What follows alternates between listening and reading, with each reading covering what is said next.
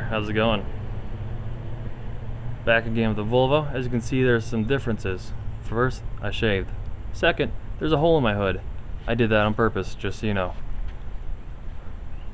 Now, moving on to this engine. Filming this a little bit quickly because I forgot to turn on my mic. I already filmed this whole intro. Now, as you can see, my computer harness wants to go off to this right here, but as you can see, that's where the battery goes in the Volvo. So what I'm going to end up doing is put all my computers over here and rearrange this wiring harness so I can get it to flop over to this side nice and comfortable like. Because this used to be my what was it called? My washer fluid tank, but I removed that, so I'm going to put all my computers here and have those just sitting there. And then have my air intake sitting on top of my computers. That should be just fine if it works out the way that I'm thinking it will. Alright, we got Kel over here going through this wiring harness. He's going to look and see where these wires are going, because currently the wires on my coil packs are too tight and it's causing the wire harness to go snug right there. If we can figure out where those wires go, we can give it a little bit more breathing space to flop over. So it almost looks like, to me, they turn and go up.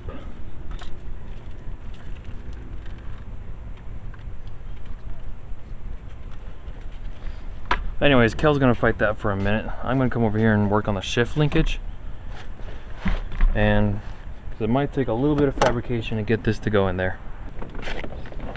Alright, so for my shift linkage, I have this B&M star shifter. We're gonna got this for the 480LE transmission. I've got on the bottom of my Volvo right now, and we'll go ahead and install that. I'm not going to show you how because I don't know how. That ended up being an 8-hour video, so I'll show you little jumps that I make as I figure it out along the way. I had a bit of a problem over here. Not a good way to sit in it without a seat. As you can see, we put the shift linkage up on here. Hang on. Ooh, hard to do this with one hand. Alright, that's alright, I guess. So, let me show you all something.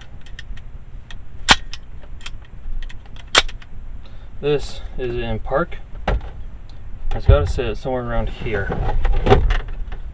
Now, don't know if you guys can see that or not, but when it's sitting right here, it is awfully close to that center console. As a matter of fact, when I had it bolted down, I tested it out a couple times. I'm punching the center console. So probably what I'm going to do is I'm going to remove this cluster, because I don't have air conditioning or anything like that anymore. I'll probably remove this too and just have a hollow area that I can put a switch plate in at a later point.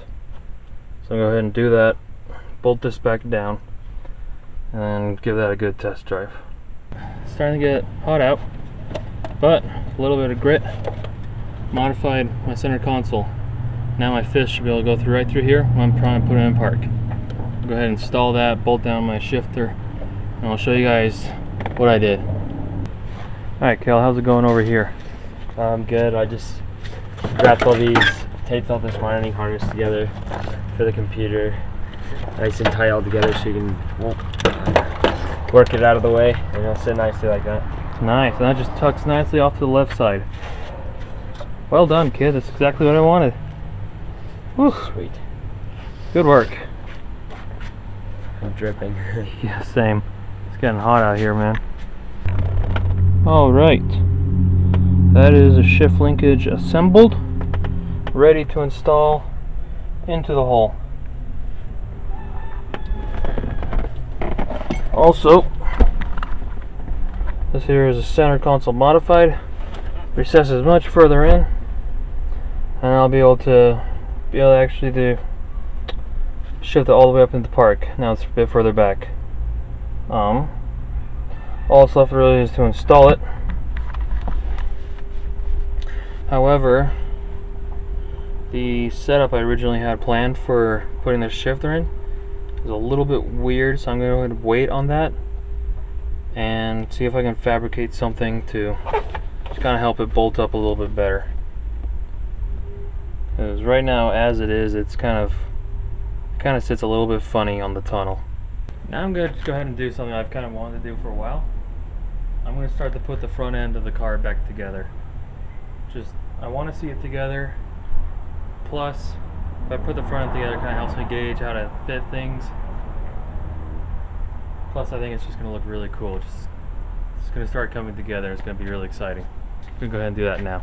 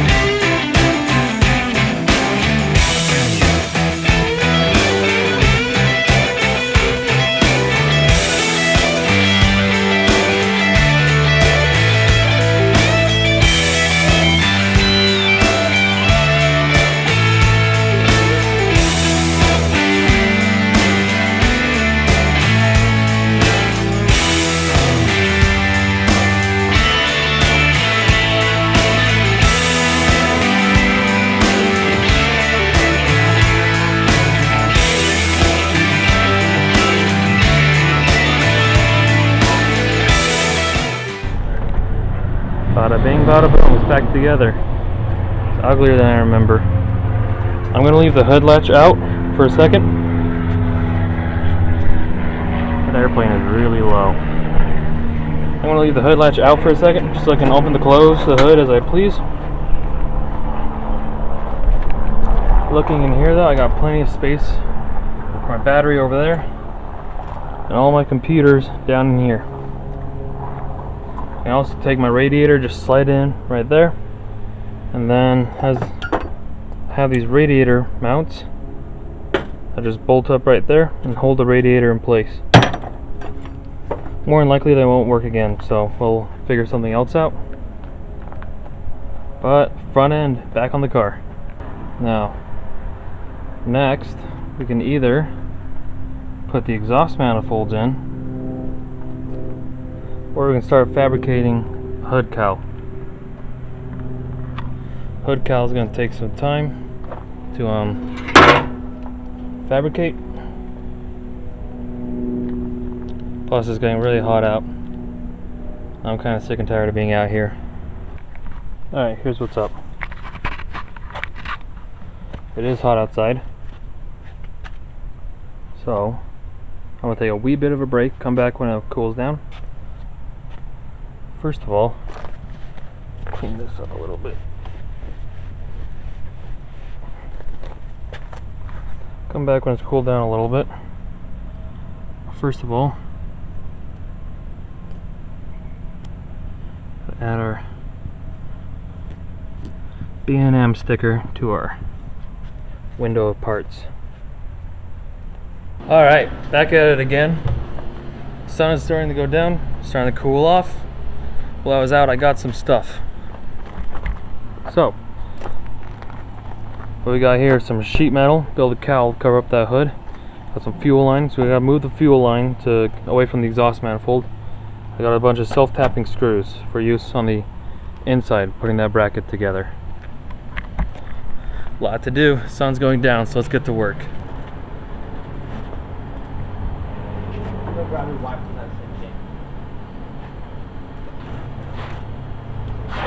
You gotta ask the or second thing. I think it was the second one. I don't know. I knew that we were losing at the time.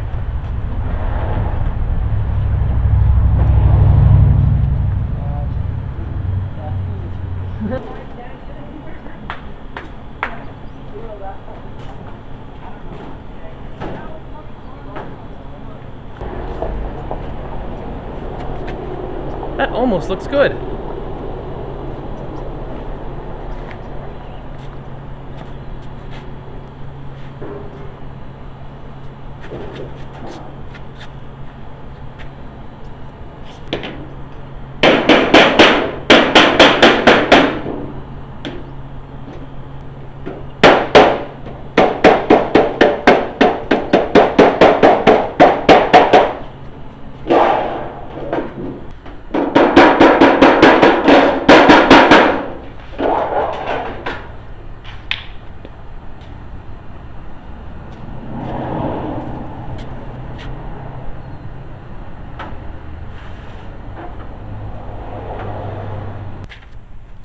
Alright, so that's kind of sitting right where we want it to be.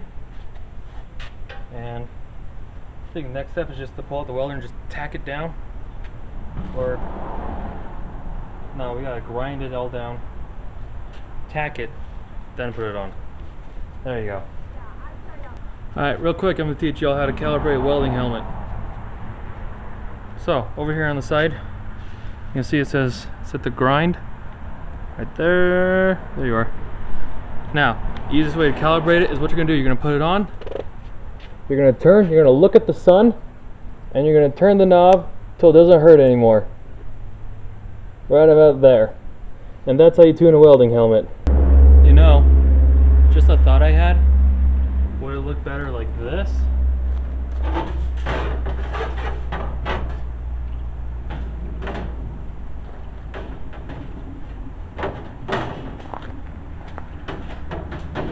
Or like this? Nah, the other way was much cooler. There we go. No contest. There we go.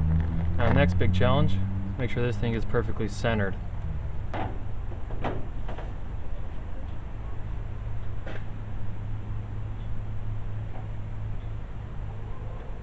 Perfect.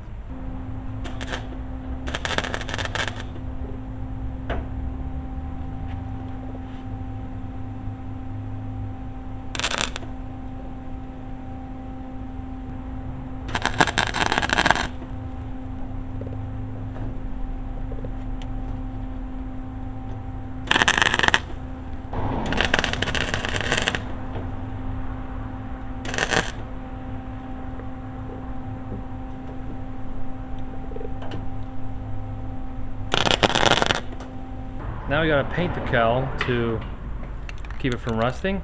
And I figured I might as well just paint the whole hood. I feel like that kind of look cool, a matte black. I've always been a fan of cars that had a matte black hood. So I'm gonna go ahead and paint it, see how it turns out.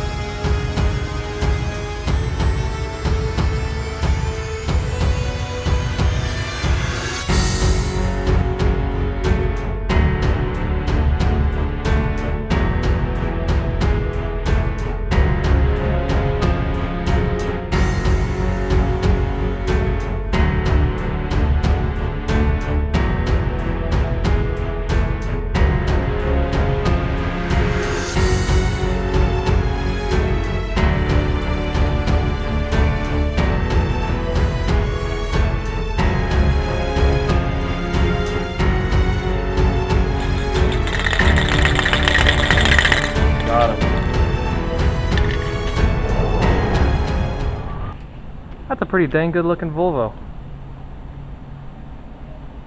The hood cowl turned out way better than I thought it would. Nice. We got that hood taken care of. Next thing we're gonna work on, I got a bracket in the works for my shift linkage. Gonna finish putting that together and try and get that in the car tonight. Also, Prelude's back, baby. It wasn't selling while we were in Texas, so I brought it up here.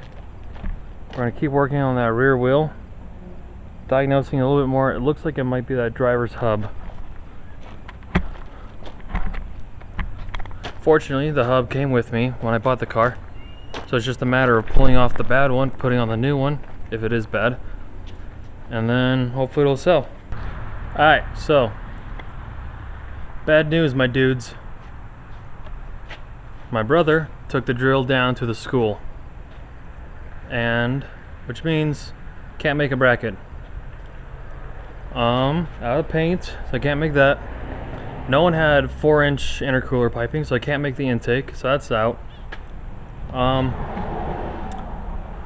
got a little more fabrication work to do, so a little bit more fabrication, try and get the exhaust manifolds to fit, so that's out.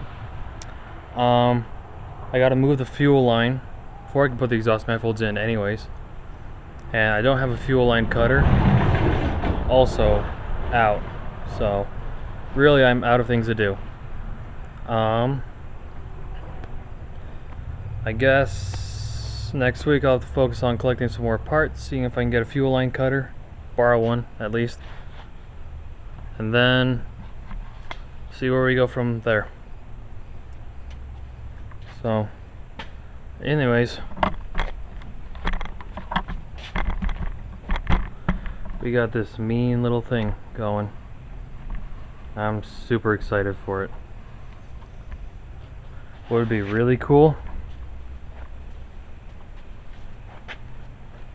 I don't know, I was kind of hoping to be a little bit taller, just so I could put Wendigo motors down the side, but I'm really flipping happy the way it turned out. I'm really glad it's kind of low profile. All of you guys out there who've done swaps, let me know, how did you get power from the engine harness to the rest of the body harness? Because in order to get this car to run, I need power to my fuel pumps, which is still on the Volvo body harness. So let me know in the comments, how do I get power from the engine harness to the body harness? But anyways, thank you guys for watching, it means a lot. We'll see you guys next time.